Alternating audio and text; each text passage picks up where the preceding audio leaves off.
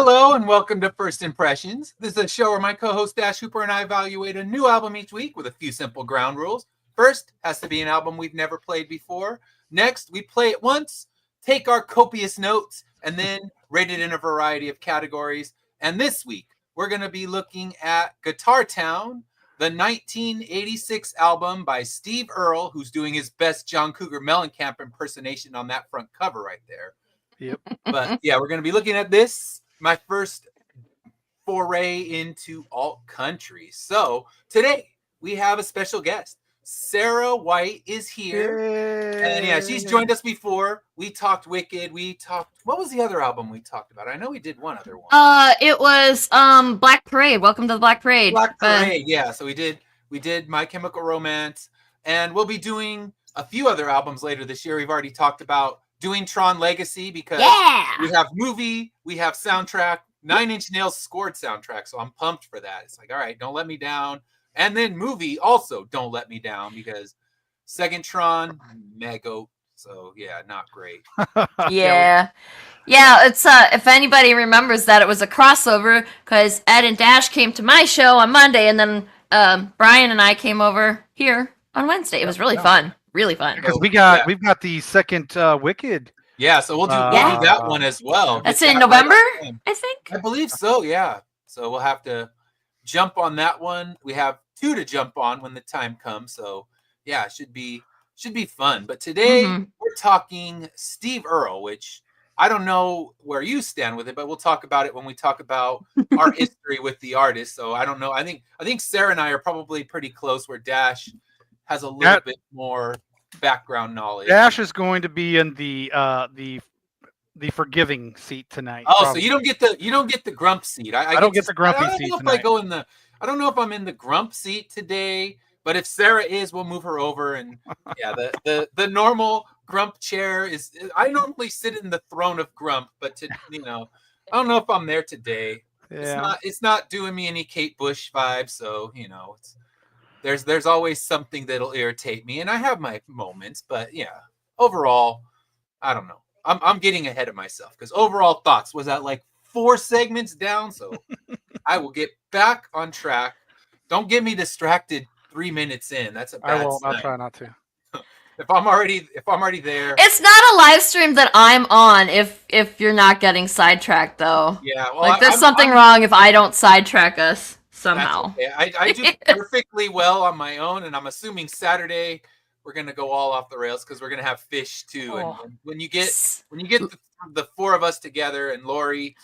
Yeah, that ended up being such a long stream, didn't it? That was a funny stream.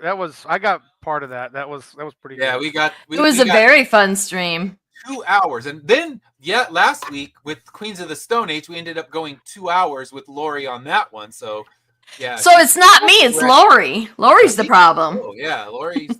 Because you'll sidetrack me, but we'll keep it in under an hour and a half normally. But we cracked 2 hours on both. So yeah. She's the common denominator. I guess she's the look right. Squirrel. Oh yeah, we're squirrel dogs for sure. All right, so let's dig into the history of this artist, Steve Earle. So Steve Earle was born on January 17th, 1955 in Fort Monroe, Virginia, and he was raised in Texas. And that left a deep mark on his music. As we will discover, he is not John Cougar Mellencamp. This guy hates small towns. He does not love them. He's not singing the praises of small towns. He's waving his giant middle finger at small towns. But again, I'm getting ahead of myself. So he was raised in Texas, and it left a deep mark on his music. The anti-small town vibes that go through this whole album. And he ran away from home at age 14, which he kind of sings about in one of his songs. So that is something he mentions. And he wanted to pursue his dream of being a musician and a songwriter, and started in Nashville in the 1970s. So he started playing in Guy Clark's band, and he was writing songs for others before he launched his own career. And the thing was, he didn't sound like the stereotypical Nashville, so he kind of got lumped into a new category called alt country, and that has Uncle Tupelo, Wilco, Lucinda Williams, Sunvol, all of these bands kind of created the alt country movement. I believe it ends with Ryan Adams. He's kind of considered the end of alt country, although bands still record in that realm. But that's when the music was at its peak, and it infuses elements of rock and roll, folk, indie, and even punk. So if you listen to some of the harder edge stuff, you'll hear those punk influences. Definitely not hearing the punk in the Steve Earle, but alt country, kind of like everything, they just have to throw an umbrella at something and give it a name. So you get new metal that kind of popped out in the 90s, and that has everything from Rage Against the Machine to Incubus to Limp Bizkit, and they're all different, but they rap, so therefore new metal. And you throw titles at people, and none of the alt country bands really like that title. It's not like they're embracing it. I mean, but no one ever does. Nobody was calling themselves grunge when grunge was popular. Yeah, he's kind of like we're talking about. He was obviously in the 80s. You still have the George Jones, the Don Williams. You have your contemporary country artists, and he was coming along when he was kind of early for what we now call here in Texas, Oklahoma, and that area, red dirt country. It's got the very folksy, but up with a rock and roll tune to it. So I think I would say he's a precursor to like Cross Canadian Ragweed. Like I know I think it was your uncle or somebody wanted us to listen to Cross Canadian Ragweed. Yeah, and we'll still get to it, but this was our no request block. We're like, no, we did a whole block of nothing but requests. So this was we're gonna pick our own albums for a minute, but yeah, we'll get back because my uncle wants that one, and I actually had another one that was requested, another country album. So we'll get there, but we still have, I think, till September to get through this block. So yeah, I guess maybe that's what happened. Alt country kind of died, and it became the red. What is it? Red brick country. Red dirt. Red dirt country. Yeah, because we have nothing but clay down here. So got it. There's no such thing as soil. It's clay. Yeah, that was like when I grew up in the desert. Yeah. It was all dirt roads. There was no paved roads back then. It was dirt roads, not clay, but just bumpy dirt roads. So yeah, I guess it's kind of similar, but clay's got to be a smoother ride than nothing but those old dirt roads. Well, no, not when it rains and not when it dries. And man, that thing can get rough. Yeah. You ever seen those scenes of My Cousin Vinny? Yeah, that's exactly what. Yeah. You're gonna just trust me. Don't ever wear if you're in Oklahoma and it's raining, don't wear white because it'll be red after It'll look like you murdered somebody. It'll look like the wall behind Sarah is what your shirt will look like. That's funny. So I'll get arrested for murder if I wear white there. Although I don't.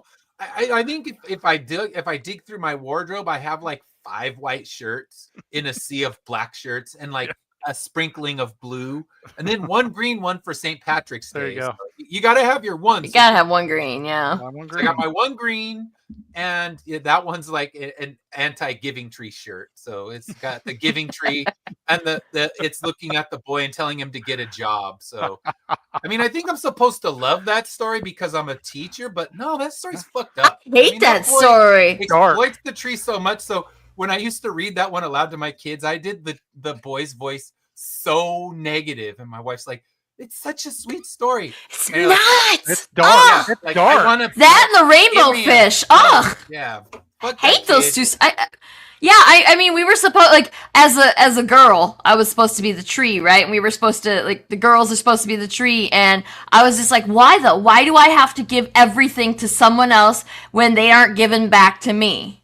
When he's bored, and when he finally settles down and he's lived all his life and completely decimated you to your core, he'll sit on you. That's a reward. That's bullshit. Ladies and gentlemen, welcome to We're Off on a Tangent Part 6. It's impressions of the giving tree. And Dash, it started at white shirts, and I took it. I did. Yeah, I do apologize. I'm getting off. But seriously, though, fuck the giving tree. Yeah. Oh no, I'm with you. I do not like that book. I won't put it in my classroom because I think its message is at its core rotten. And and I when I read it to the kids, I would read the boys. I always made him craggy and horrible, and I'm not even gonna ever look at that book to see. it's like, I want a boat. Give me a boat. It's like, shut up, boy. Get a fucking job. Sounds like Shrek. Okay. Yeah. No, give me the boat. Yeah. Donkey, Yeah. give me the boat, donkey. One day I'll sit on you and you'll feel rewarded. So, all right. Tangent over. We'll move on to some history of Steve Earle and all that from White Shirts. So, yes. All right. Wow. Okay. Back to that. So, Steve Earle earned a reputation through his years as one of America's vital songwriters, folk writers. He's known for his great songwriting, but he had a rough time in the 90s. He was battling heroin addiction, heroin and cocaine, and in 1993 was arrested for possession and spent several months in jail. And his quote, after he became sober, he said, "I didn't get clean to be a good boy. I got clean because I was going to die."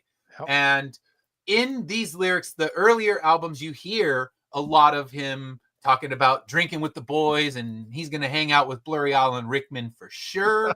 And yeah, he then kind of switched and his entire songwriting changed. So after rehab, he released an album in 1995 called Train a Coming, and it earned him a Grammy nomination and a lot of acclaim. And he went on to have a huge run after that. That's when he actually went and won those Grammys. Yep. So they deal more with politics, justice, morality, redemption, not as much, pounding beers with the boys that you would have heard in some of those, earlier albums. And he's, known for his folk rock, his storytelling, and telling the truth, just being very honest in his albums. And he's been nominated for 16 different Grammy Awards. He's won 3, but never really got embraced by the country community. So he hasn't won any kind of CMA awards or anything, because I think that's what kind of comes with alt country, because it almost looks like they're turning their back on Nashville. And he was when he released the album, because he wanted to do something that wasn't as commercial and dull. And he probably really hates what's going on with the kind of pop twang country that exists out there now. He's gonna fight Luke Bryan in the parking lot. I'd watch that fight. Yeah, I'm sign me up, pay-per-view for that one. I will not pass it up. All right. So yeah, he's never really been fully embraced, but it's made, a huge impression. And I was telling Dash backstage earlier, I found out he's actually playing right by my work. He's playing a show in Fontana, which never gets concerts, but he's playing out there. But I have tickets for Alabama Shakes, so that is the winner. Even if I felt like going to Steve Earle and driving 15 minutes to get there, Alabama Shakes, I'm looking really forward to that, because takes precedence. They win the battle of which band I'm going to go to. But that's all the way down in San Diego, which is a 2-hour drive. I would love the 15-minute drive. So maybe they could just swap venues and I'll go see Alabama Shakes 15 minutes from my house, and that would be better. But I'll just be tired on Monday, because that's Sunday night. So Monday is going to be like a 3-5-hour energy day to get through the teaching day. Because otherwise, it's blood in the water, and those third graders will do after that. All right, kids, it's time to hit. Do you go to the doctor on the regular? I'm a little concerned about your heart now. 3-5-hour energies. I hope you're monitoring that, because that is not good for your heart. No, I probably won't. And my heart's really good, because as a distance runner, my heart. Oh, that's fair. That's right. I keep forgetting that you run, because I'm just like, you're comic books guy. Comic book people don't run, but they do. A lot of them do. Steph Cannon. Okay, are you and Steph Cannon ever gonna race? See who can go the farthest? Because she's a distance runner too. Yeah. Oh, I would just actually. What I need is, I do a relay race every year, and we get 12 runners, and we run 200 miles together, and we've done it with 6 runners before. So each runner is on the hook for about 30 to 40 miles. And Steph Cannon, I need her in the van with me so we can do our next relay. So if she's willing to come down to Southern California next year when we do our Ragnar relay, Steph can come in and be one of the big mileage grabbers, because they have smaller ones. So my wife will sign up and do 12 to 15 miles total. I'll run but the last 100 meters. I always get the 20 to 27 total, and then I pace Chased people by a at bear. night. So I need Steph to join me in the van for the next Ragnar. So that's what I need. Like, I don't need to race her. We just need people who can eat mileage. 30 to 40 miles in one. That is more than a marathon, right? That's so far. Yeah, I did. Wow. I did 48 one time. Ooh. 3 16-mile runs in 36 hours. That's That was the craziest thing I've done. And oh my gosh, my head was spinning because all I ate, I ran 1 16-mile run, ate a quesadilla, ran a second 16-mile run, and I drank 2 smoothies. Yeah. So by that third 16-mile run, my head was swimming. You had I was need some carbs. Depleted. You need some more carbs. Yeah. So you should have had some spaghetti instead of a quesadilla. Dang. But I was worried about cramping. But now I know, like, deal with the cramps. It's better than dealing with that feeling that your head is spinning, your stomach feels cavernous, and people are like, I had to stop and walk. I never walk on these things. But by that third run, I'm walking and people are coming up, you can do it. I'm like, fuck off. I haven't eaten. The worst part of any marathon. Let me survive this. The worst part of any marathon is 20 to 26. It really is. 20 to 26 is the worst. I'm good. I'm good up till about 19. And then when I start seeing 20, I'm like, no, my body. I think it's just my body knows. And I've trained. I'll train for. I ran longer. Yeah. But no matter what, at 20, it's like, nope, you're dumb. You're dumb for even getting me into this mess. Yeah, your body starts to yell at you a lot. And I ran into that, and I've done ultras. I did a 32-miler, and that one, it was mile 26. My body's looking at me thinking, what the hell? This is where we stopped. Yeah. Why have you continued running? I was running. I found a couple of good people. This was a run that starts at midnight in the middle of nowhere near Area 51. So I'm running. I have these great conversations. me and a couple people are talking, and they were doing only the marathon. So they get to mile 26, like, all right, man, good luck. And I got 6 more miles to go. Those were the most miserable miles. Ended up finishing at 5 a.m. So you have sleep deprivation in the Nevada desert. In the Nevada desert at 5 o'clock in the morning. In the Nevada desert at 5 a.m. That was some crazy stuff, but that was one I did it once. I can check that box, and it's a 51K, so it ends up being about 32 miles. Yeah, it was. I've done my couple insane things, but yes. Oof. Back on track. We've gone off again. Yeah, no. Steph needs to run with me. I need Steph to join me at the next Ragnar, and I'll even ask her. I'll send her the invite. I can't believe y'all are run. I ran. My friend Meg talked me into doing a 5K once, and I didn't speak to her for 6 months after that.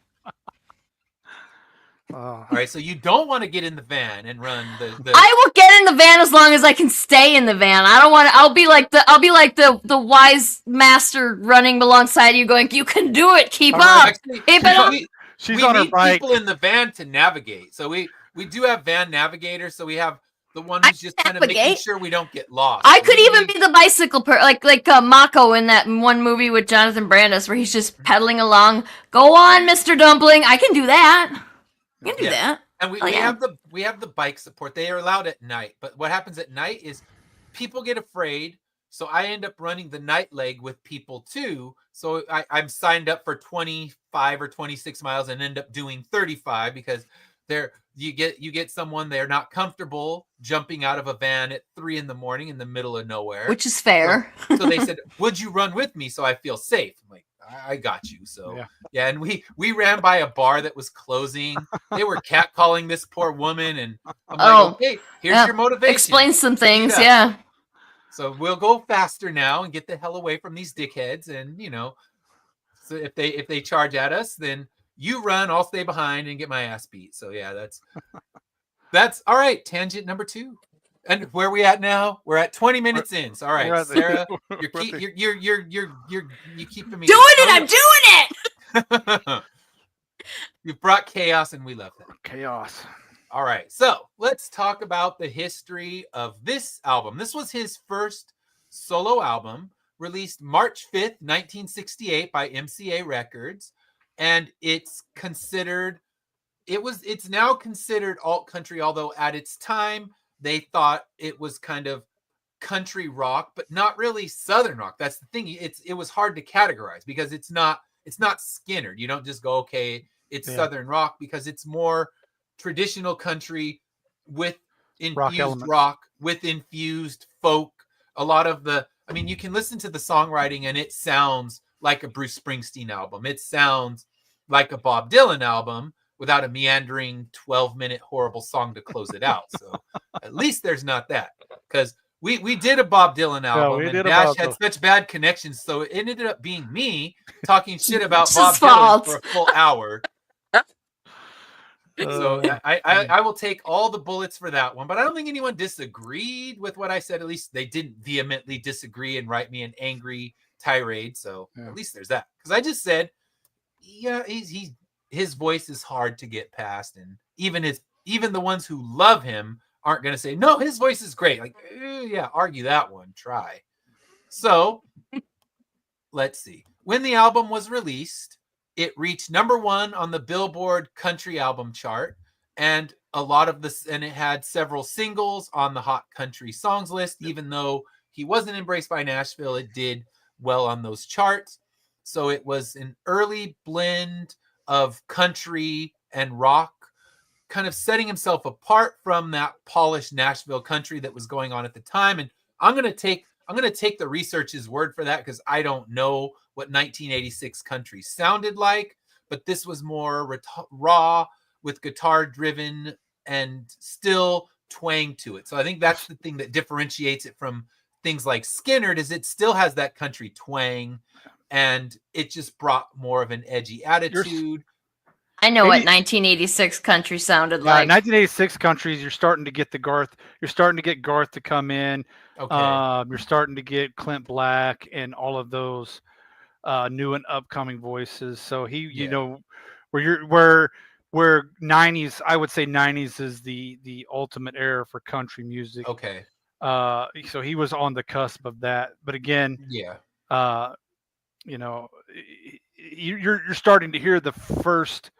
Again, you're starting to hear the first breakout away from contemporary country, the George Joneses, you still kind of had Waylon as the outlaw. You know, you had Hank Williams Jr., Waylon, those guys as the outlaw. But this was kind of a branch going away from outlaw and contemporary, going into what you probably would hear in the 90s. Okay. That makes sense. Because I know Waylon Jennings is one of the things I read a lot of comparisons to, and that's one of the things that they associate him with, and it's kind of diverted from, I guess, the poppier country. But it sounds like in the 90s, country diverted altogether, and then I think in the 2000s it went very pop, and it hasn't looked back. Nope. Yeah, it's pop twang for sure when I hear it, and that's kind of what I've heard. But I don't know deep. I'm not deep into a lot of the country that was going on at that time, but I know some Garth Brooks, and a lot of them are just hard. If he would have released this album any later than he did, he probably wouldn't have been. It probably wouldn't have charted as high as it did, because it just like Dash said, it was right there when we started to get that. I feel like Shania Twain is you can draw a hard line there. Shania and what is the other blonde lady in the 90s? Faith Hill. Faith Hill. That's where you really started. Yeah, that's the cusp of the pop country. Yes. Shania, Faith Hill, Garth Brooks and that stuff. Garth and everybody that you mentioned, Garth and Clint Black and all of them. Yeah, Tim McGraw. They all still he fits in with those still. Yeah, I would but agree. Then if he would have released it 5 years later, he probably would have been in trouble as far as he wouldn't have charted it. He wouldn't have gotten to number 1 for sure. Yeah, it would have been. I guess it was the right time and the right place before you get Garth Brooks that owned all the country charts. Yeah, if you put an album out it was instantly going to move to #1, even if he didn't It release debuted. it. Yeah. Majority of Garth's debuted at #1. And sat there for a while. Yep. Mm-hmm. It's one of those things where even someone like me that wasn't listening to much country in the 90s, you couldn't help but know Garth Brooks songs. Yep. And yeah, To be fair, they're pretty good songs. They're pretty good songs.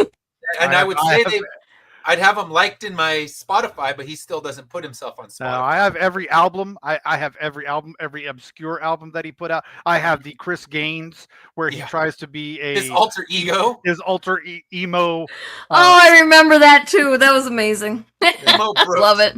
That's when he got more noticed in mainstream and mocked for a minute. It's like, all right. To be fair, you know, when he got branded as that guy, and that's not he wanted to experiment, and to be fair, he should have experimented before he got that big, but how could he have known that was going to happen?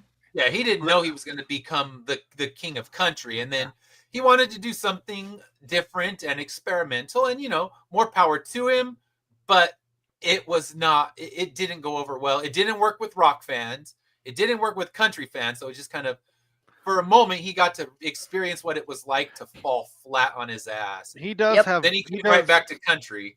He does have one good rock song, and that's where the "Kiss My Ass" album that Kiss did with the compilation album with other artists. It's called "Kiss My Ass."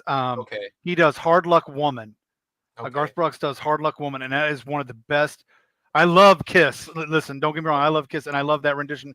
But I love his rendition of "Hard Luck Woman" so much. So if you get a chance, "Hard Luck Woman" by Garth Brooks. It's fantastic. I'm queuing it up to listen to when we're done here. Yes, I'll listen to that song, but I'll just keep my Kiss thoughts to myself. Listen, why you always gotta argue with me about? No, I kid. My wife is in the other room and she loves Kiss, so she'll give me a talking to as well. But that's why we like yacht rock. We like yacht rock. You two can have it. And Kiss, you can have them both. And the Eagles. Oh, and you can and Blurry Alan Rickman. I'll do like a disco style Chicago in the middle of a baseball field burning of their albums. I'm in. Jeez. Yeah. Nice. So, all right. I digress. Let's get back on track here. So, that wasn't even my fault that time. No, it's usually my fault. And I could do things. So the album, it helped define alt country before that became a term, and it was also included in Rolling Stone's 500 greatest albums of all time. I believe it hit at 192 or no, 100. Sorry, 592. It was at 492. It was the very, very tail end, and then since then they revised it about 3 times, so it's not on the 3rd revision. But now then they were getting all hipster, like, okay, now it's Arcade Fire in that spot, and I'm not going to begrudge Arcade Fire. Funeral's a freaking masterpiece, but you don't start knocking shit off because you want to be hipster and like, ooh, let's make sure Arcade Fire's in there. Brilliant album, but come on, Rolling Stone, just do you should do the 500 best new albums since your first list, instead of saying, okay, revisionist history, and now it's Arcade Fire because everyone loves them, and soon it'll be Kanye or I think. God, I hope it's not going to be Kanye. No, Kanye's actually on the top 500. So really, but now they'll revise it because he's proven to be on our Mount Rushmore. So there we go. He's another tiny head on our Mount Rushmore because we can't do giant heads. Their heads are already big enough. So Kanye gets another tiny head on our Mount Rushmore. Get a head on the Mount Rushmore when he's dead, like all the other presidents. No, he gets to go on our Mount Rushmore of douchebag rock stars. Okay, gotcha. He goes on the Mount Douchemore. Mount Douchemore. And they have to be extra small heads, like those teeny little Funko Pops. It's got to be that size because we don't want their inflated egos to have a big head. They're big enough. So he gets to sit alongside Morrissey and the Gallagher brothers from Oasis. So that's where he gets to live. But yeah, he definitely goes there. All right. So never trust. Oh, all right. I suppose you're right, Miss Woody. So welcome. Yes, we're gonna try to stay focused, but it is way too late for that. we're just going to actually cover this album eventually. So yes, it's rated in there in the, I think it was the first and second revisions, but the third revision they didn't. And Rolling Stone should have just done their first 500. Don't revise it. Just do now the 500 best albums since we released our top 500. And, and they rank Kid A above OK Computer, and that is bullshit. OK Computer, I love Radiohead, both their albums, but OK Computer's way better. Not Kid A goes, I think they had it at like number 3. So they've revised it very hipster. So yeah, it looks more like a Pitchfork list now than a Rolling Stone one. All right, so let's talk about the reviews. Reviews were very strong when it was first released. And with any album, when you hit an album from 1986, it's really hard to find the actual real reviews of the time. You have to do a lot of digging. But at the time, critics praised it for its fresh voice, sharp songwriting, the genre-blending style. Nashville at the time, this is, I guess, pre-Garth Brooks, was more dominated by the polished, radio-friendly country, and this more rough edge country stood out to rock fans and to country fans. Rolling Stone praised it as a new kind of Nashville outlaw, and they loved his vivid storytelling. New York Times called it the rockinest country album in years. Yep. Los Angeles Times called it a declaration of independence from the Nashville machine, which ends up coming back up and being a beast for a little while. And Rolling Stone put it in their top 500 twice. All Music, in retrospective reviews, gave it 5 stars, calling it one of the best country records of the 1980s and praising its blend of roots, rock, and lyrical depth. Pitchfork has not officially reviewed it, but they've cited it multiple times, calling it a cornerstone of alt country and Americana. And it did get nominated for Grammy Awards, but didn't win. Yeah. So had Alabama to contend with there, probably. So probably, I mean, he would have been nominated in Best Country, and yeah. I don't know who won. I guess I should have researched that. I just saw that he didn't win, but yeah, it sounds like the kind of thing that Alabama would have been the kind of thing that you would think about for that. So, let's talk about our history. So, Sarah, what's your history with Steve Earle? I thought I had never heard of him, but when I started to listen to this, I thought like the very first song, I turned it on and I was like, this sounds kind of familiar, but like I grew up with the radio set to the local country station and that's all I ever heard. So I was like, that's probably why.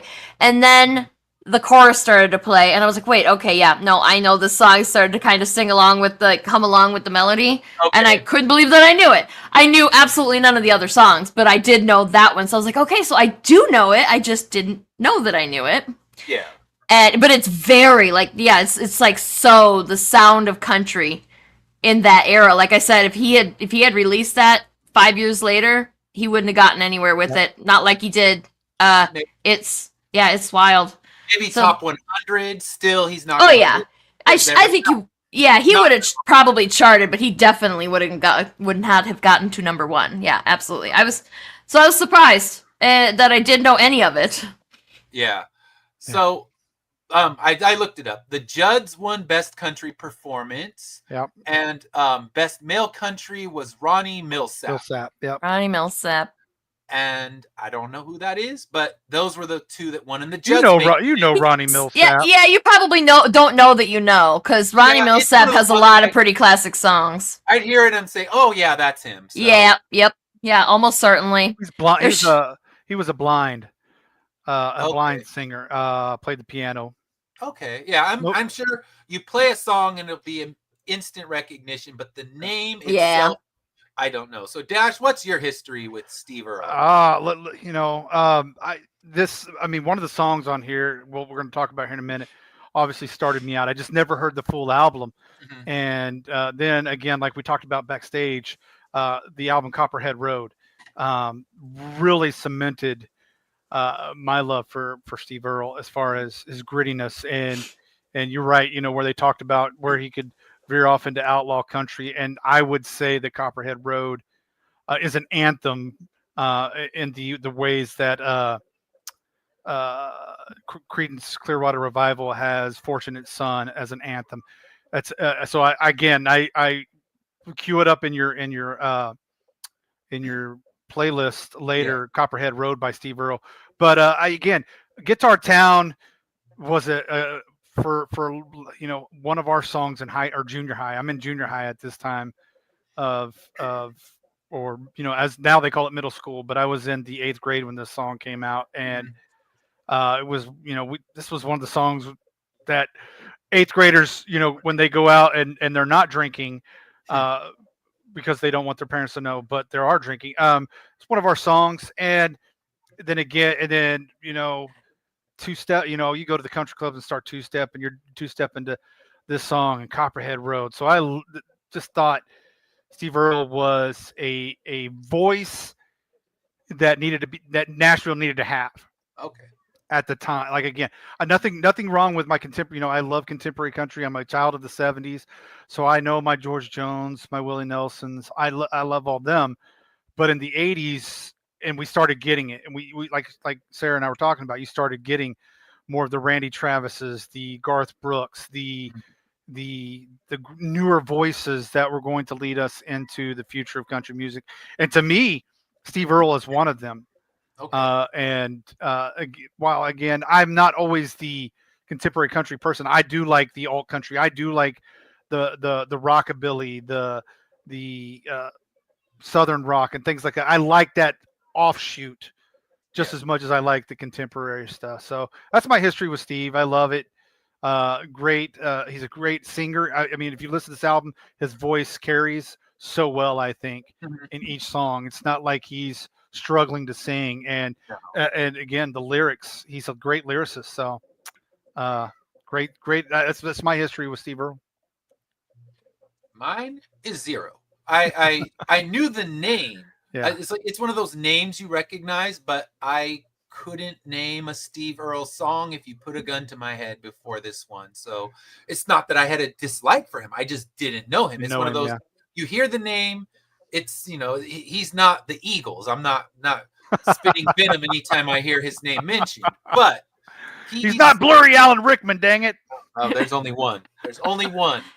So yes, I didn't know him. This was my, when I put the needle on the record, that was my first exposure to any kind of Steve Earle. So very good. Yeah, I came in fully blind, and sometimes that's good. I mean, normally I'm the one leading you into an album or artist you've never heard of, and that's true. Have no idea what's going on. So I'm glad you could kind of take me on that path of discovering something I had no background knowledge of. Because I mean, in the end, that's what the show's all about. We're trying to expose each other, trying to expose the audience, and that's when I do my kind of deep dives into the truly indie artists that are, kind of like the indie comic artists, the indie music artists that are releasing great stuff that mainstream's never going to touch. Yep. But if those are our ones that get like 10 views, so I guess the world doesn't need to know about Sharon Jones and the Dap King. But you do. That shit's so good. You do need to know. Every album that we've listened to on here, you do need to know, because they are, for the most part, very good. They're an influence for somebody down the road. There's always an influence. Those 10 people who watched, hopefully they went out and at least streamed her stuff, and it's like, yay. 10 people now know, and that's what matters. All right, so let's talk about our overall thoughts on this album. So, Sarah, what were your overall thoughts with the album? So those years of my life, not my best memories, and so I think that I was kind of when I listened to it, I recognized the one song, I recognized Guitar Town, and the rest of it had that feel, and it kind of turned me off. I didn't. I appreciate the music. It's super classic country. But yeah, I think that my memories of that time in my life are souring it for me.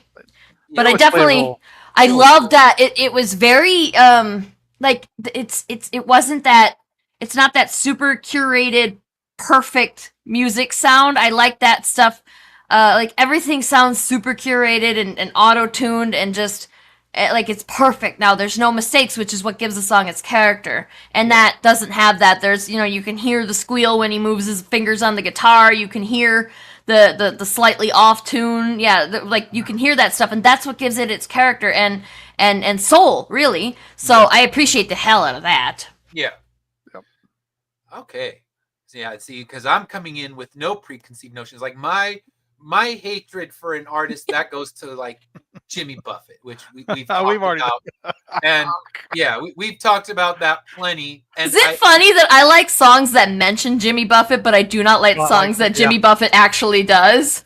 Is that weird? That's understandable. For me, it just goes down to growing up and having it thrown in my face late at night when my dad and stepmom would listen to it. He's going to bed at 9:00 at night, and Cheeseburger in Paradise is playing. So yeah, that would probably upset me a little bit as well.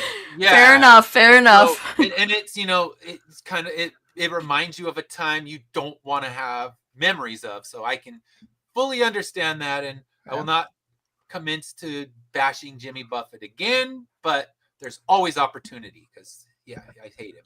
But Dash, what were your overall thoughts? Oh, again, here's where we're going to differently.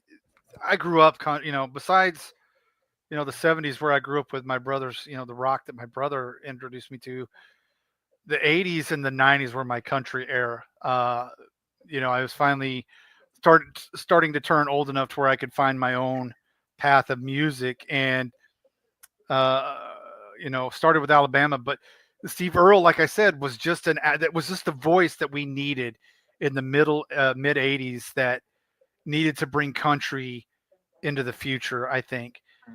And I don't think he gets enough credit for that. We, like you said, you saw him Rolling Stone and Pitchfork and all those, they praised him for it, but I don't think he gets enough praise from country music, from Nashville, because this is just a Dash opinion. Nobody has to agree with this. Again, if it's not for Steve Earle, I don't. If it's not for Steve Earle, we don't have Cross Canadian Ragweed. We don't have Jason Bullen and the Stragglers. We don't have Turnpike Troubadours. We don't have that red dirt music that we have. And so I love this album from the start. When Guitar Town starts, you're just in it. For me, anyways, I'm in it. Because I know the song, so I'm already jiving to this song. I'm already jiving to this album. And then it just goes into, and I'm right there with Sarah with the imperfections of the album, because I have, I got my nice LP copy right here, and you have all the imperfections, and you have, like you said, the sliding of his fingers on the guitar. It's not auto-tune. He has a fantastic voice. I can't explain it. We've talked about some great singers on this show, and but he's just got a voice that carries with his style of singing and songwriting, and so I love that, and the melodies, the up and down of the melodies. We listened to Bruce Springsteen not too long ago, and all those songs kind of felt the same in a way. They all kind of felt one style of song. We're here, we're getting Guitar Town, where he's getting a suntan in a hotel under the lights and everything. He's getting the hotel tan, and then we go into Someday, and it's just a very melancholy, sad song. So I appreciated that for that album, but I think I like that on country albums more than I probably do on certain rock and roll albums. So I judge it a little bit different when it comes out with that. So, but overall, I really love this album. Yeah. So for me, it's definitely an album I would have never grabbed. I wouldn't have even thought to look for the album. So I listened to it, and I thought I have albums I throw in as road trip albums. And I think this, if I'm driving to the Grand Canyon and I'm going through Arizona and I'm going through New Mexico in that desert, this is a good road trip album. Like we make weird road trip mixes, and I would throw some of these songs into the road trip mix because it has that good vibe. Like, all right, I'm driving through the desert, or just driving somewhere that you're taking a long drive, and that I would love it as a road trip album. I thought it was lyrically strong. and it was musically interesting. And I am not a country guy at all, so it's kind of to not make me want to turn it off.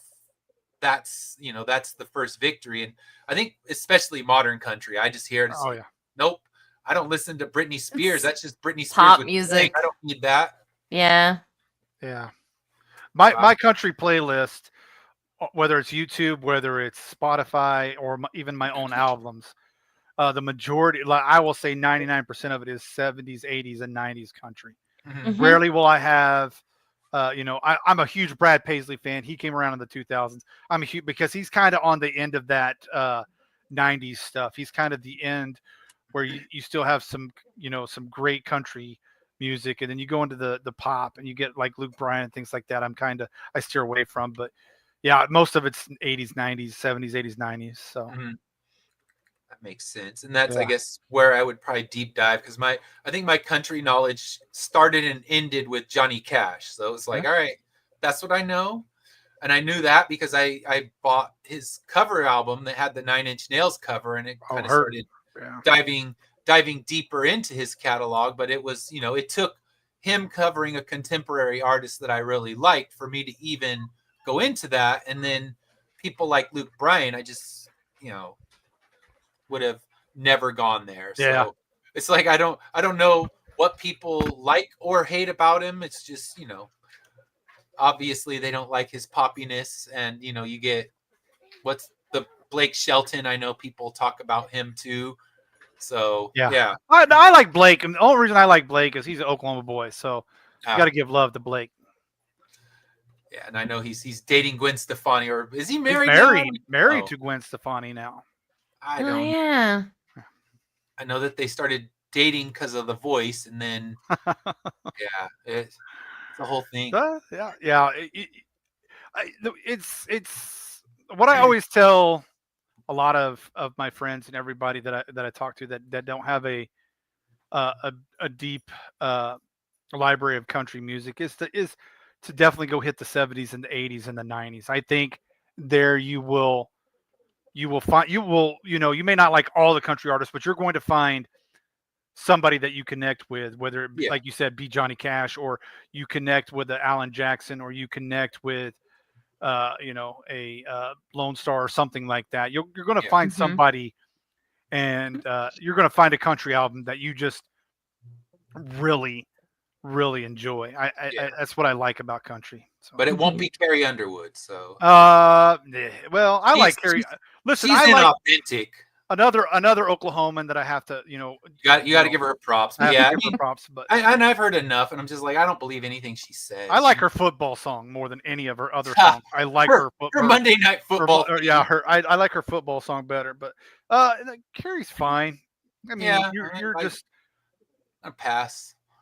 Isn't she the one that did the song about destroying the guy's truck because he cheated on her? I like that song. I just don't believe it's actually a really fun song to sing at karaoke. I've heard good karaoke renditions, but I just hear Carrie Underwood singing it. I'm like, I don't feel the conviction. I feel like this was written by a committee, and you wouldn't scratch it. She's not Beyonce. You'd accidentally nick it and apologize. That's what that's the vibes I get from her. Beyonce has. So sorry, I scratched your car. Beyonce has 8 writers that write to the left. To the left, to the left. Everything I own is to the left. That's 8 writers. She's not Beck, mind you. Now, Carrie Underwood's not Beck, and Beck is a fantastic lyricist. Yeah. But So. All right. But I'm not against Beyonce. I love a lot of her songs. It's just she has a committee to write songs as well. Oh, they all do. That's what I kind of like. I don't do it. That's one thing I'll say. I respect the hell out of Taylor Swift. Is she writes her own songs, and she's in control of her own catalog. Love her or hate her, at least she is doing the work herself, and it's not writer by committee. She's out there. I like Taylor. Yeah. I like Taylor. I love Taylor's older country stuff. I love those songs, and I appreciate and enjoy some of her new stuff. Not all of it, but I appreciate that she does it on her own. I appreciate that she plays 3-hour concerts for her fans, because if you love her, she's giving you that money's worth. So I respect that. I'm not going to although I'll admit I You went have to to a take Lady a Gaga second concert. mortgage on your house to do that, though. She definitely falls in the very or the category of a lot of minority singer songwriters. There's not Yeah. a whole lot of people that write their own songs. You'll have the songwriters out in Nashville, or Yeah. you'll have the songwriters, but rarely will you ever see a lot of people write their own music, and that's No, okay. it's getting more and more rare. Even Yeah. the So biggest, I they're do not doing appreciate that. her. I do Yeah. appreciate that she is a very good lyricist. Yeah. There you guys. There you go, ladies and gentlemen. You just got a kind word about Taylor There you Swift go. from me. I said a nice thing about the Eagles one episode. That's your Yep. nice thing about Taylor Swift one episode. So yeah, like I said, I don't listen to her stuff. I'm not buying her albums. Uncle Swifty is one day going to get that album, but I don't know. He's MIA. I gotta find out. It was his I birthday haven't heard from yesterday. Uncle Swifty in a while. Yeah, so Uncle Swifty, happy birthday. His birthday was yesterday, so happy late birthday. Get back on the show. We need you to chime in, and then at the next family get together, you will get your Taylor Swift album. It will happen. All right, so best songs. Sarah, what would you pick for one of your best songs on this one? Obviously, Guitar Town is a good song. And there's a reason that was the first song that they threw at you in that album. Yeah. But I liked Down the Road the best, I think. And it's a really nice, smooth song. It has that a cappella part at the beginning. And it took me a while to identify I still don't know what all of the instruments are. I think one of them's a bouzouki, though. Is it a mandolin that's hiding in the background? The mandolin is definitely hiding in there. Yeah, and there was something that kind of had a whine to it, but it wasn't a steel guitar or a slide guitar. It was something whiny though, and I couldn't figure it out. And I was like, "What is that? I love it, and I want to know." It's not a theremin. I was like, "Is that a no?" theremin? I don't think was a theremin. Did a theremin exist then? Yeah, theremins are pretty new. I think it was an 80s, 90s thing. I think it was like the 80s. So it. Yeah, okay. But yeah, no, I don't think it was a theremin. It was something. Yeah, it was something that sounded. It was like a really high pitched slide guitar or something. Like, can you make a mandolin or a banjo into a slide instrument? You could do that with any stringed instrument, couldn't you? So maybe they were doing something funky with a regular instrument. You will not guess when the theremin was invented. 1976. 1920. Jesus. Wow. How? We didn't hear shit about it until. Yeah, there's because it's probably a lot of people hated it. Oh, that's fair. Wow. But I mean, that still makes it relatively new the grand, like with instruments. Guitars are thousands of years old, and there are many instruments out there that are way older than that. So, at 1,000 at least, right? Guitars are very old, and there's instruments older than that out there. So, I mean, technically, the first time somebody thought to smack a stick on a rock to a particular beat is they invented a drum. Yeah. So like drum circuit or something. So like theremin is a very young instrument in instrument worlds. Mm-hmm. Yeah. Still, I had that one in my pick too. I liked that. I liked that it started with the acapella and kind of build into the instruments. And I'm a sucker for sneak attack mandolins. I'm like, I love those. I love mandolins. A song. So, it is a really good closer for an album. Like we've had some really good closers, and this one goes in that category of some great closers. Yeah. It's a good song. It's a good song. Yeah, I'm with you. I had that one on my top list as well. So Dash, what's one of your favorites? Oh, well we'll say, already know guitar, but Hillbilly Highway, that is like my I grew up in, my mom is from West Virginia, my dad was from how West Virginia and Oklahoma never met, I'll never know, but my mom was from West Virginia, so we spent a lot of time up there in in Appalachian Mountains and in the Blue Ridge Mountain, and God, that is a theme for me. I loved Hillbilly Highway. I just thought it was a really good song. And then by the ones you said, and then Someday, I just love Someday. I thought it is I'm always a sucker for a melancholy song, and this one hits it. And like you said, it's his middle finger to small towns in a way. And not that I dislike small towns, but it just is a really good song. You feel his conviction in that song. You feel the emotion in that song. And my last one, my old friend the blues was pretty good. I think almost the entire first side of the album and going. I mean, I don't know if I have a bad song on this album that I say I want to throw away when we get to Yeah. that chapter. But yeah, those are my favorite songs. I put obviously Guitar Town first, Yeah. and then Hillbilly second. Yeah, I had Guitar Town on there, and that's that was kind of the opener. So I thought, all right, it's hooked me in with the opener. It's upbeat. I'm hearing the keyboards in the back. I'm like, oh, those are like little Elvis Costello-esque keyboards playing around in the background. So Yeah. I'm always looking for the hidden instruments. I like to listen for the little hidden instruments. So I liked that one. Good Old Boy, I thought that's song 1 of his I Hate Small Towns. Yep. And Someday is song 2 of his I Hate Small Towns. So he's not looking like he is not John Cougar Mellencamp. He's not singing the praises of a small town. He's looking at it as hopeless. Yeah. He's not Only people who like small towns are the people who were the quarterbacks of their respective. Yeah, I grew up in a small town. I actually grew up on a farm near a small town of about 600 people, I think, ish. Okay. And then in between two of them, one of them had less than 100 people, still has less than 100 people in it. And I didn't like it.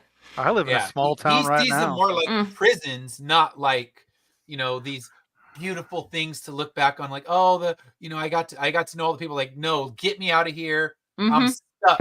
I'm a weird person. I'm a weird person, and living in a small town all by yourself, being reserved, quiet. Like I value my privacy. So being and people started to talk about me. And the dumb thing about what they were doing was that somebody was always going to come back and tell me what everybody was saying, and I'm like, this is going to happen, so stop doing it. Yeah.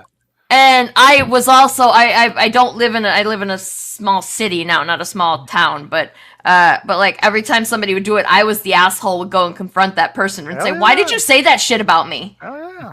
And maybe if you have a problem with me, you need to come speak to me directly, because I can't fix it if I don't know that it's a problem. And so people don't like that. They really don't like that. I could walk out my front door and go down a block and a half, 2 blocks to a diner.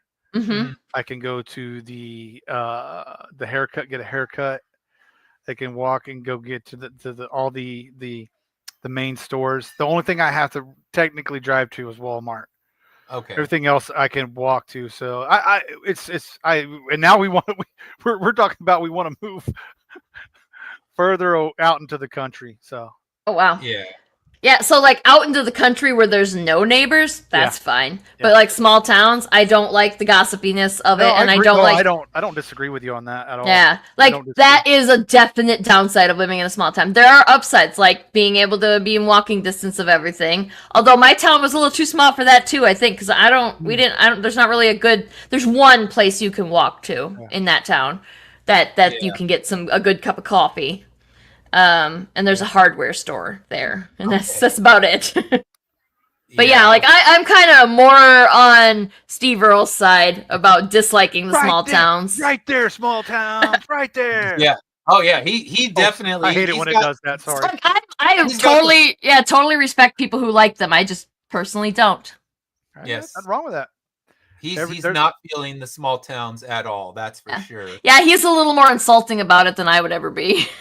Yeah, he's poetic in his middle fingering. Yeah, yes, he is. And again, I apologize. I hate it when it does that. This is a muscle spasm. So let's take a look at. Oh, and I had. Oh, what was the other one? I had one other one. Think It Over. I don't know. I mean, I listened to it. It's got those kind of. I don't know. I said restaurant.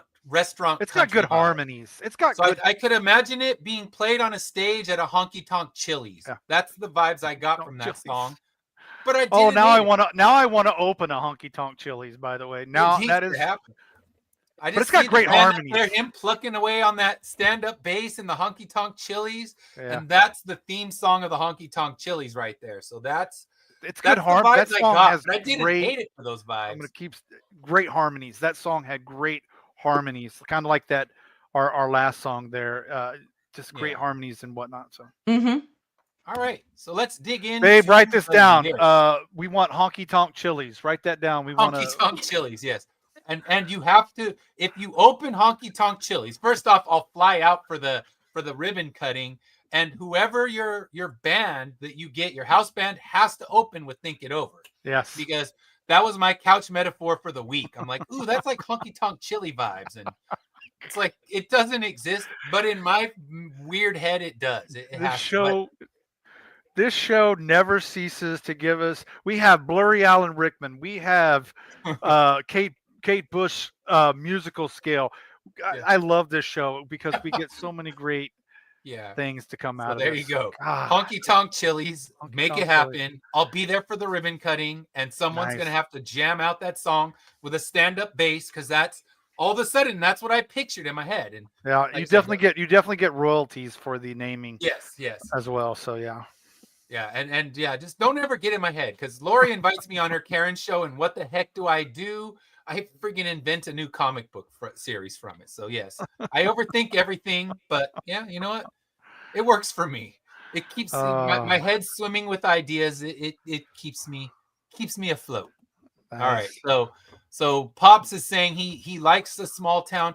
I guess I'd be more for a medium town. Like I'm learning to enjoy the small city. Like it's a very small city, but there's stuff nearby.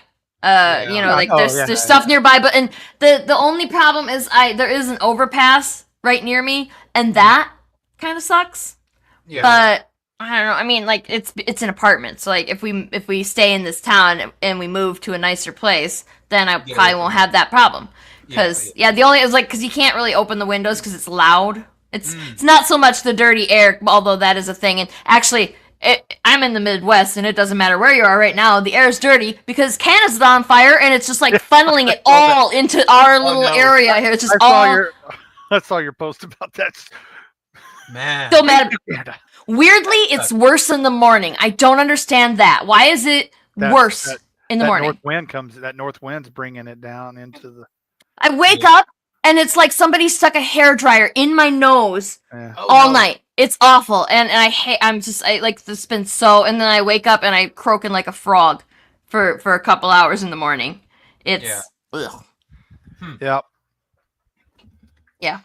All right. So But they rent. Sarah, what would your lyrics be from this one? My favorite lyrics were Down the Road Again. It just was like there's that little inspiring spot that says, though the miles lay long behind you, you still have miles to go. How's love ever gonna find you if it ain't here, it's down the road? And it kind of just makes you think when you're having a shitty day, if what you're looking for isn't here, just keep going. You'll find it eventually. And it kind of made me feel a little better because I've been having those times, lately. Like I'll have a day where just like everything sucks and maybe I should just give up. Mm-hmm. And then it's like you think about, well, it sucks less than it did yesterday. Maybe I just got to keep going. So yeah, when you're having a bad day, it's a nice thing to hear, even if it is a little fluffy. Yeah. So yeah, Pops was saying they don't fight fires at night. And I don't know. I don't know if that's just Canada. When we had the huge wildfires in my area, we were right next to them. We were in the evacuation zone, and they did it 24/7. The helicopters were constantly flying and dumping onto the fires. So it was loud, but we knew what the loud was for. So we were fine with it. It's like, be loud, dump that water, please get these fires out. Because they were, the good thing is they didn't really take out houses. They just wrecked the entire area. You can still kind of see the burn zones everywhere around us. Yeah, they fought them morning, noon, and night. It was just constant helicopters buzzing around us and dropping the water on them. And we could look out our backyard and see where it was actually dumping on because we were that close to them. So I don't know. I don't know how Canada is dealing with it. It's hard to say. Sure, there's a perfectly explicable reason. Explicable? Is explicable a word? Explicable. Yeah. That's a fun one to say, though. I'm sure like a good word. I'm sure there's a perfectly explicable reason why the smoke is worse in the morning. But I want the smoke to be gone altogether. I'm tired of it. It's it's making but Jeffrey likes it because it's making the whole town smell like a campfire, and he loves campfires. So I'm like, but it's making me so miserable. All right, so your face is explicable. You're explicable. All right. Your mom is explicable. Uh-oh. All right, Dash. What are some explicable lyrics that you enjoyed? The most explicable. Someday starts off so good. Listen, this is so true. I mean, there ain't a lot that you can do in this town. You drive down to the lake and then you turn back around. You go to school and you learn to read and write, so you can walk into a county bank and sign away your life. My man, that's why he hates a small town. I totally get it. It's very true of small towns. I totally get it. You know, but it's powerful, it's impactful, and it's true. And again, like I said, you hear his emotion in that song, and that's what I appreciate about songwriters. And so that one is great. And then we can talk about, I could sit here and recite the entire Guitar Town. I think that whole entire song is fantastic from start to finish. But Hillbilly Highway, my granddaddy was a miner, but he finally saw the light. He didn't have much, just a beat up truck and a dream about a better life. I'm telling, man, if you ever get to West Virginia and you actually get up in the hills and it's still the same. It's still the same as this in 1986 or 70s or the 50s when they're still driving around in beat up trucks. They're still driving around making a life up there in the hills. And so I think, I appreciate good storytelling in a song. And these are some really good songs that told a story about his life and a very depressing story. Yeah, he's not. It's not a chipper thing. It's his I Hate Small Towns trilogy of songs. It hits you extra strong when you are from a small town too. Like I'm like going, oh, that's so true. Again, this is one of those albums where there's like 2 or 3 songs where I enjoyed from start to finish. Some of the songs, while I like them, some of the lyrics are okay, but those are the ones, and those 2 songs that really just hit me. And I think that it's one of those ones where you can just we all have favorite artists where we know they're going to hit us with a lyric they sing, and he gets me with those. So those are some of my favorites. Yeah, I had Hillbilly Highway. I had the end of the song where it's kind of the turn that is autobiographical, knowing that he did run away at 14, where he said, "Granddaddy rolled over in his grave the day that I quit school. I just sat around the house playing my guitar, and Daddy said I was a fool. My mama cried when I said goodbye. I never heard such a lonesome sound. Now I'm standing on this highway, and if you're going my way," and he's just basically escaping that small town. So this Hillbilly Highway is kind of his escape jam where, okay, I've been trapped here. I'm getting out. Whether it, shames my family or not, I have to escape, because the small town to him is shackles. It's trapped in shackles. It's bars.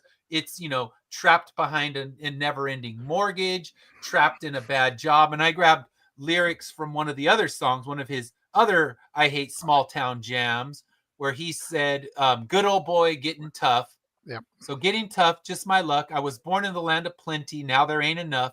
Getting cold, I've been told. Well, nowadays I just don't pay to be a good old boy.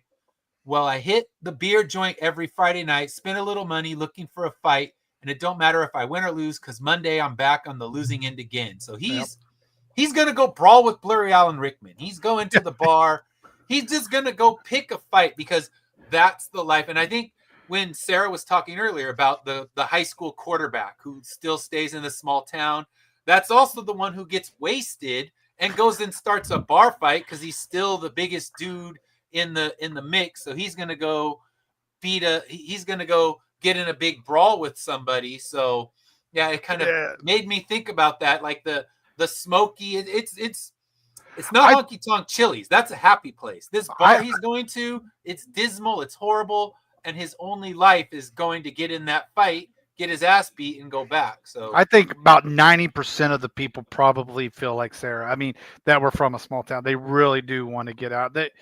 But yeah, you nailed it. I think that he dreamed of a bigger life. I think we all at some point do. But yeah, this was he went out and did it. Whether he might have had some struggles and some demons to face along the way, but he did it. He did what he set out to do.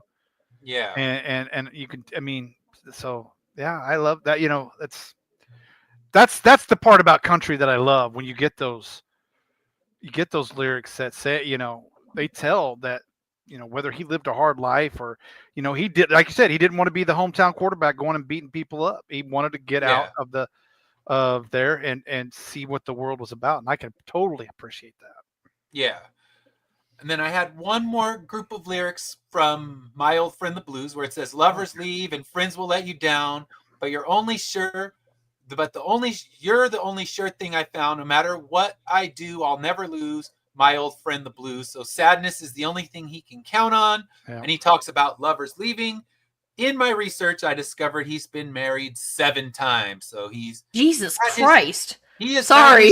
No. Leaving. Holy shit. That I think that's one of the downfalls. I think just being a musician, period. I mean, I'm not saying all musicians have had 7 spouses, but I think that's just a downfall of a lot of musical artists. Yeah, you don't see many of them in these long and 7 good left. So what he says, 7's a lucky number. Well, it is for Steve Earle. I don't know if he's looking toward number 8, but yeah, when I read that he's been married 7 times and he sings about lovers leaving, I'm like, you would know. Musicians and I was like, he was shitting on all of his girls, and I was like, dang, man. Well, that makes some sense now when you tell me he's been married 7 times. Musicians and military members have the most marriages. And actors, your big name actors, they get married and it's like 6 months later, oh, the marriage is over. So they don't breed longevity. I mean, being out on the road, temptation. And I'm sure he cheated. I mean, I'm not going to doubt that Carrie Underwood will be keying his car one day.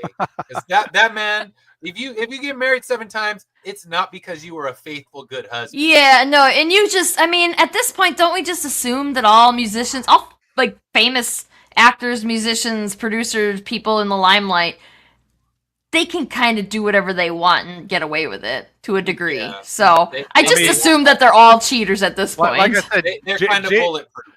J-Lo got more stones than the Infinity Gauntlet, so yeah. Well, yeah, I mean, and that's the thing. And now, I and with him, married 7 times to 6 women. So he tried it again as well. He J-Lo'd it and thought, I'm going to go out. I'm going to try this again because now I've reignited my love and once again divorced. Listen, if she goes back to Mark Anthony, she's just going in full circle now. The cycle will be complete. She'll remarry all her people. He might be married to someone else now, so she better not. I think he's happy now. So yeah, leave him alone. Let him live his life. But yeah, he's been married 7 times, so he knows all about those women. It just can't be an easy life. I'm not saying that they have a right to cheat or I just can't think it's an easy life for even without cheating. If they just never cheat, that's like they're on the road 300 days of the year and they never see each other. Like that's not a great relationship by any standard, by any metric. So even if they never cheat, it's kind of, you got an uphill battle with a relationship like that. Agreed. It's not going to go easy for them. All right. So, are we skipping any songs on this? So, Sarah, you have any skippers? Dash is going to be mad at me. I want to skip Hillbilly Highway, and it's for completely logistical reasons. I can't fucking understand what he's saying in that. I had to look up the lyrics because I was like, why? I could totally understand, yeah. I was like, was he drunk because it was almost like he was slurring.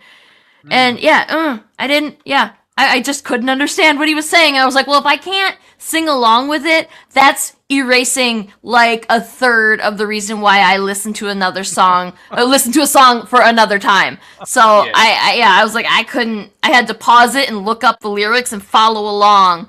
And I was like, why I can't. So I just was like, you know what, forget it. I don't understand this song. So, but looking at the lyrics of it, I was like, yeah, that tracks. That small town stuff again. It's yeah, it tracks. Yeah. Yeah. No, I'm not upset with that. I can understand. Trust me, I can understand why people would skip it too. So yeah, I don't. Yeah, especially if you're also from a small town and you hate small towns.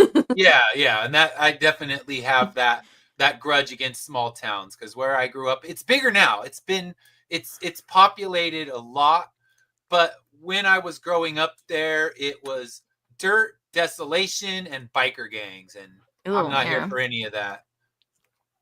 All right, so Dash, did you have any skippers? Because I got 2, but I'll let you go I don't first. have. I don't have any skippers, like our normal skippers. This is kind of one of those albums where, I mean, I'll listen to it, but like I think "Fearless Heart" I'll put in the background for me. It's one of those songs I'll still listen to the album, but that's one of those ones where I get up, go do some dishes or sweep the floor with that one.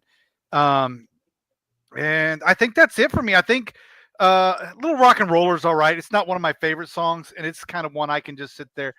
But then you get to down the but the closing is so good, so you kind of have to. You don't want to mess up. If I skipped it, I would miss down the road. I think I'd probably put it somewhere in the wrong way. So I'll just play it in the background and let those last two. Not pull the needle off. All right, so yeah, Little Rock and Roller was one of my skips.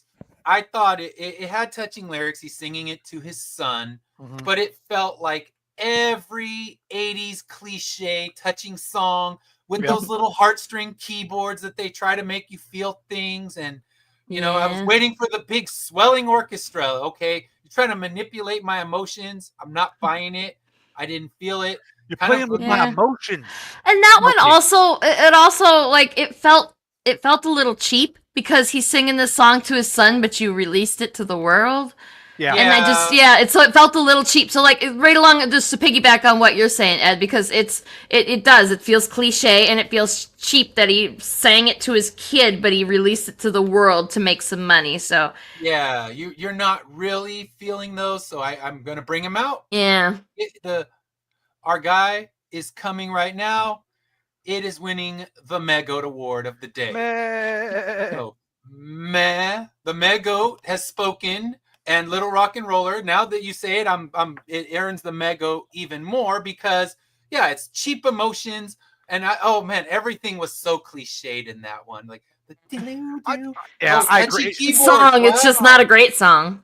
It's all right. Like I said, it's all right. I won't sit there and actively listen to it. It'll be one of those background.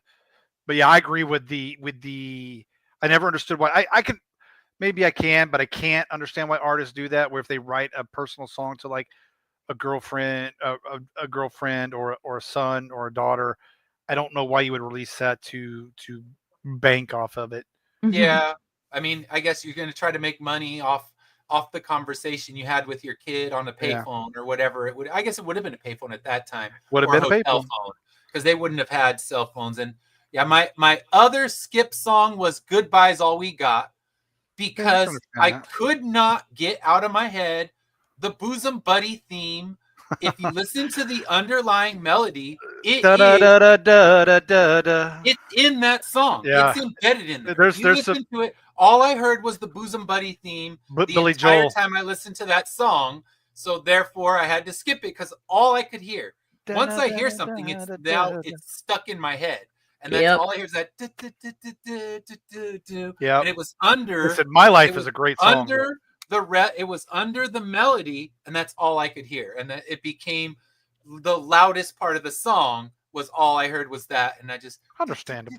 And that's all I could hear. So I have to skip it because every time I hear it, I can only hear the Bosom Buddy theme.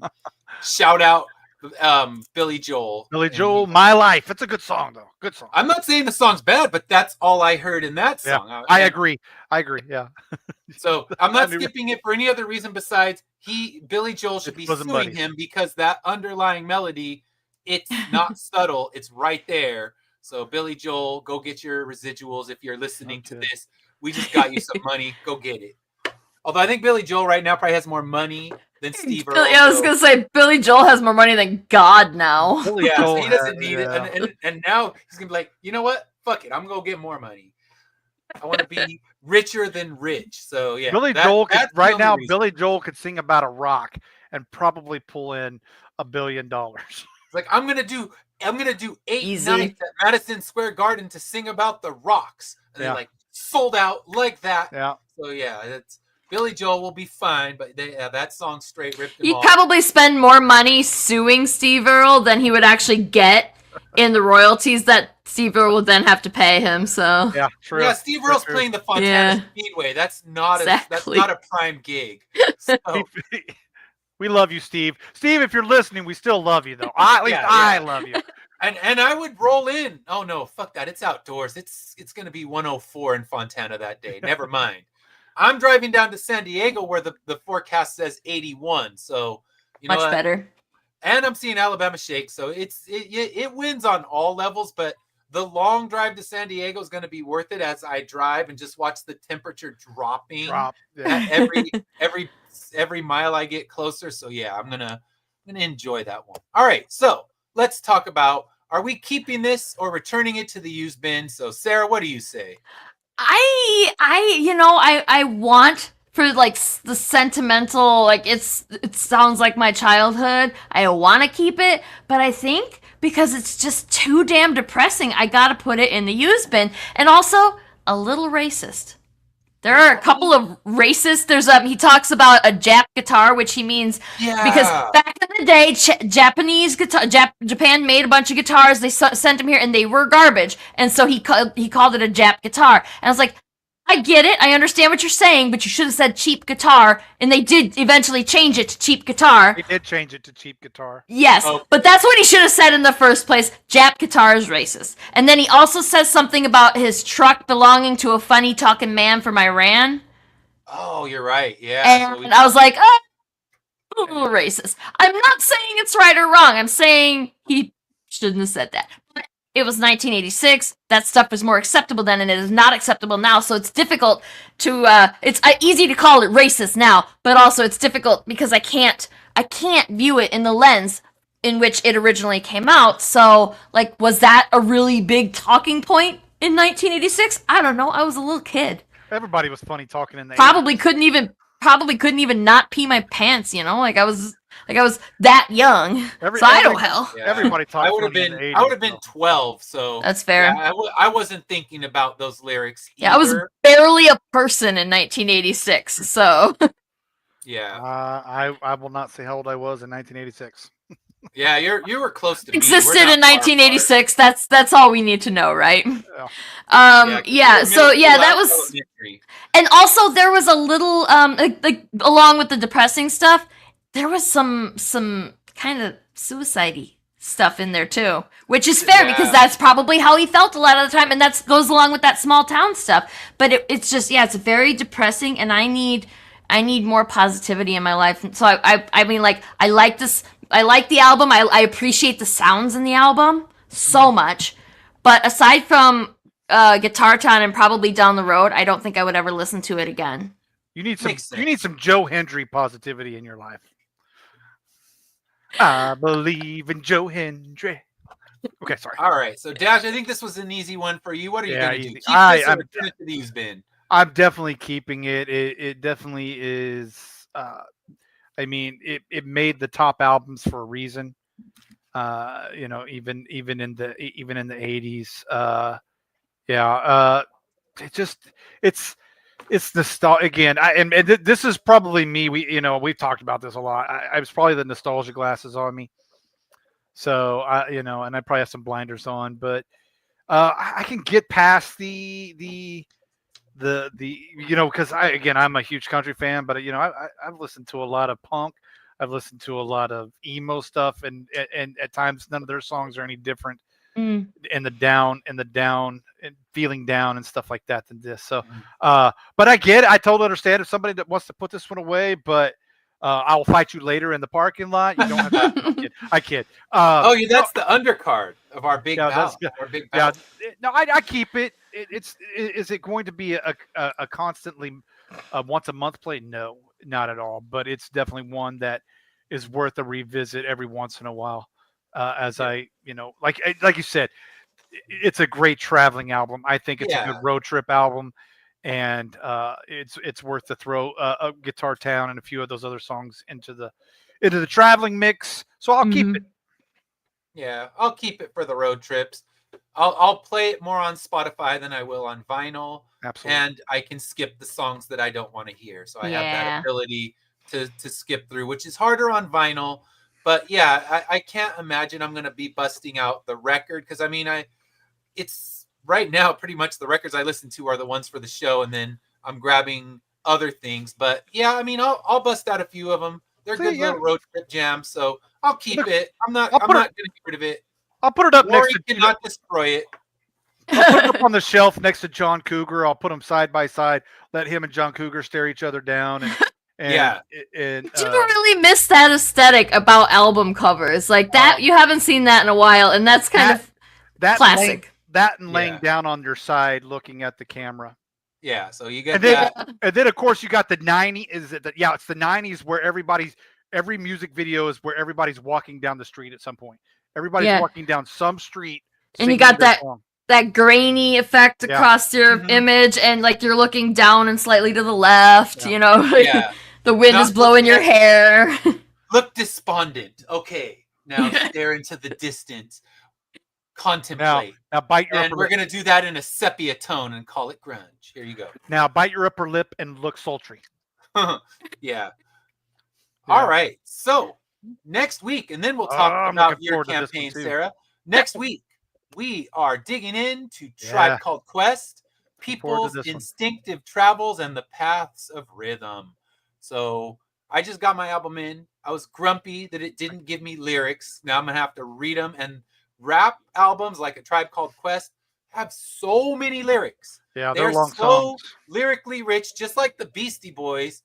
Oh, it irritates me having to read the lyrics online because they go so fast. So Fair. that's my only gripe. It's like, come on, please give me a lyric sheet. But That was alas, like my biggest thing when I got when CDs first came out, and I actually had pocket money to buy some because I had a little part-time job after school, and then I go and I buy my Alanis Morissette Jagged Little Pill, and there's no lyrics inside, and I'm like, why? What is the point of having an insert in the CD case if there's not going to be any lyrics? Yeah. I don't give a shit what you were thinking when I you think wrote these songs. I want lyrics. I think a lot of the first wave CDs didn't do that, if I remember right. I think a lot of the I first. think it was pretty first- mixed, but I don't know. I'd have to dig through old CDs. But it's always irritating to me Yes. when I don't get a lyric sheet.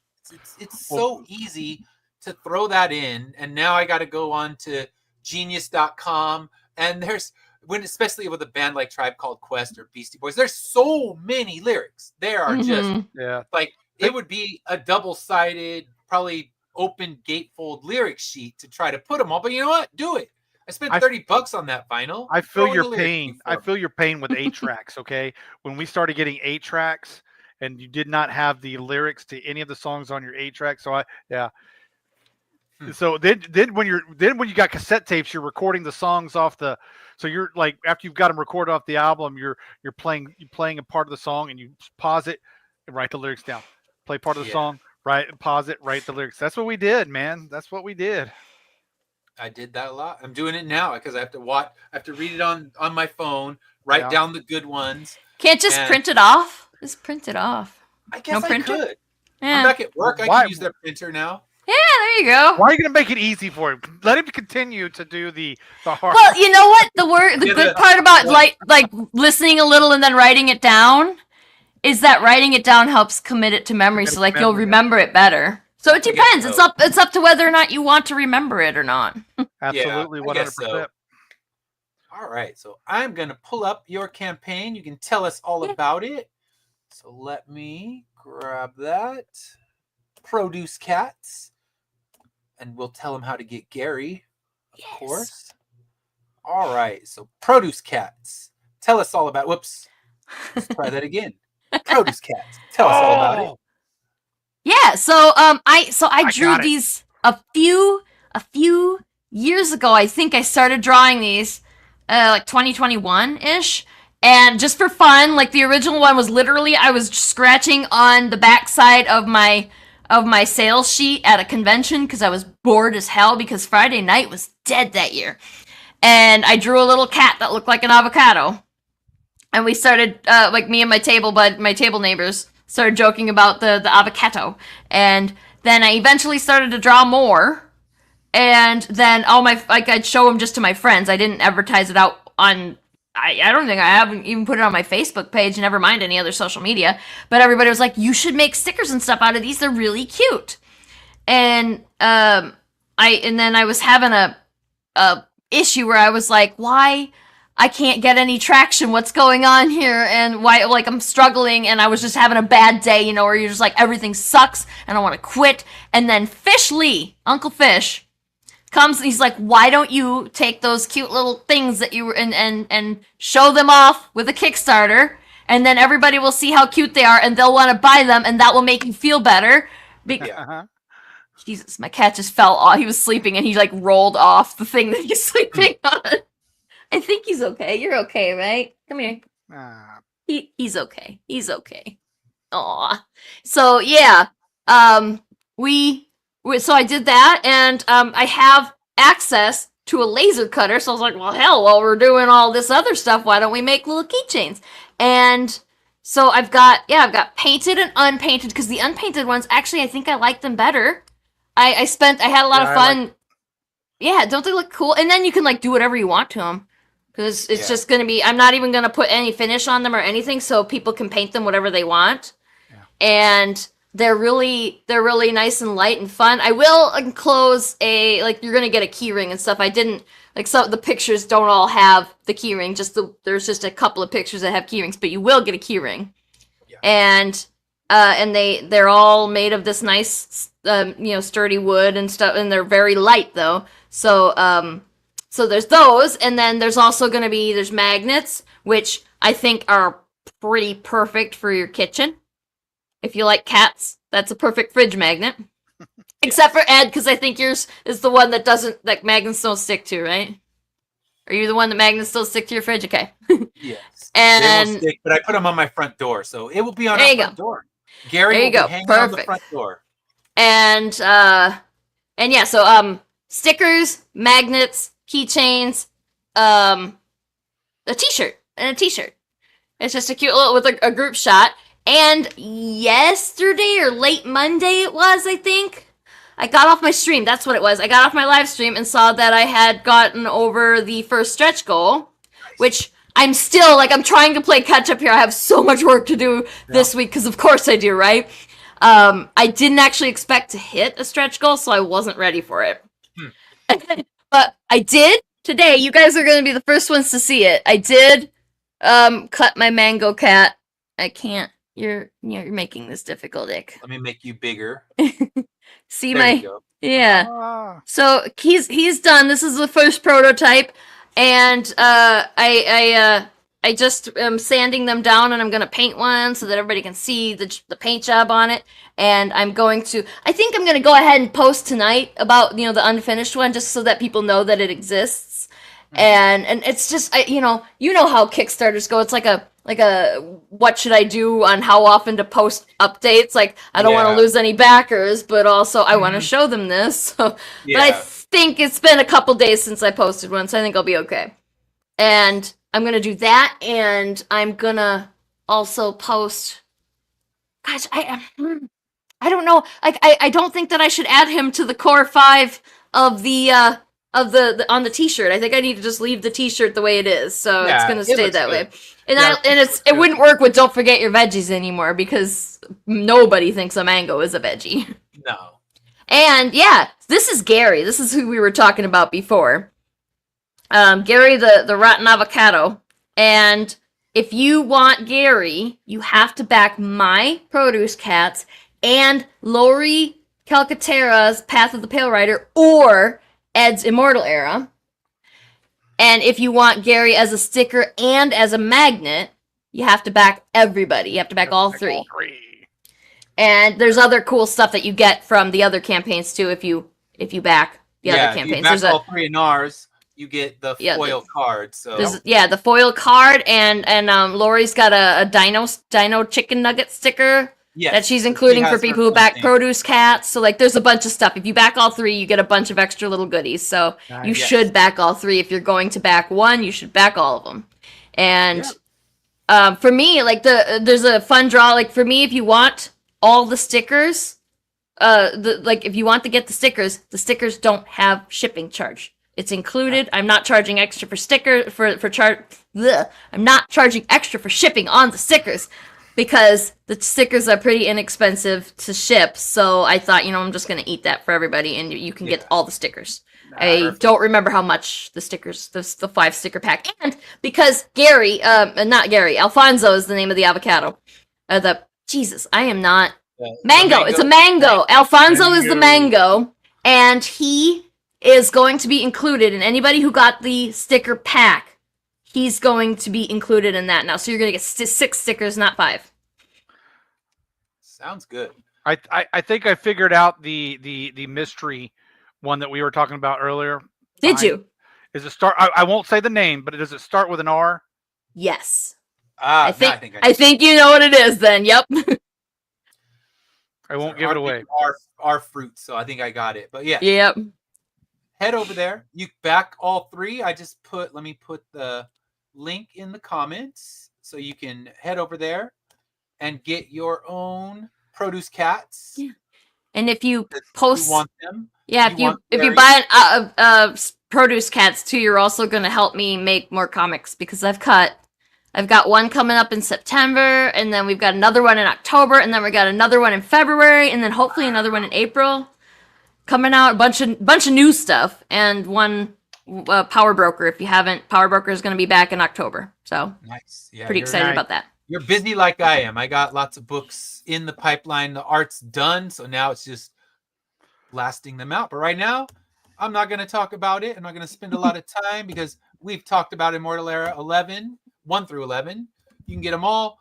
It's available now. It's a post-apocalyptic world in the future where everyone's gained immortality, death is broken, and my group of heroes is on a mission to bring death back into the world.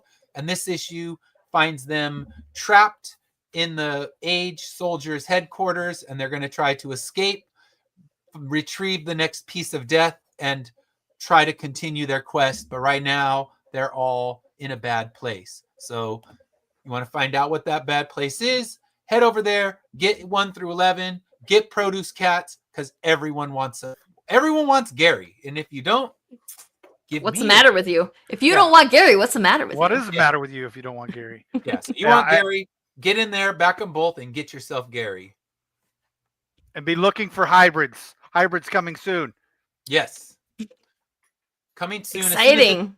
As soon as it's ready, you let me know, and I will. You can come in here and tell us all about it. And let the world know. Yes. So for now, be ready next week. We're going to be talking this is going to be a good one, Ed. Tribe Called Quest. Should be a fun one. A new album to me that I know it's one that I should have heard before, but hey, we're remedying that now. So tune in next week. We'll talk all about it. And until then, have a great week. Tune back in Saturday, and you can see Sarah. I'm coming back. And we'll do 2 hours again. So, and if you're really lucky, I'll forget that I was wearing my pink shirt, and then I'll just be wearing my pink shirt again on Saturday. And it'll look like the same stream from 2 weeks ago. Yep. Yeah. All right. I have a limited number of clothes. It's fine. Me too. So it's okay. If you want me to buy new clothes, go back Produce Cats, and I will buy a new shirt. When she reaches 2,000, it's a new shirt. So there you go. I'm adding that for me, not for you guys. No, you don't get a shirt. She gets a shirt. All right. Nice. We'll see you next week. Bye. Bye.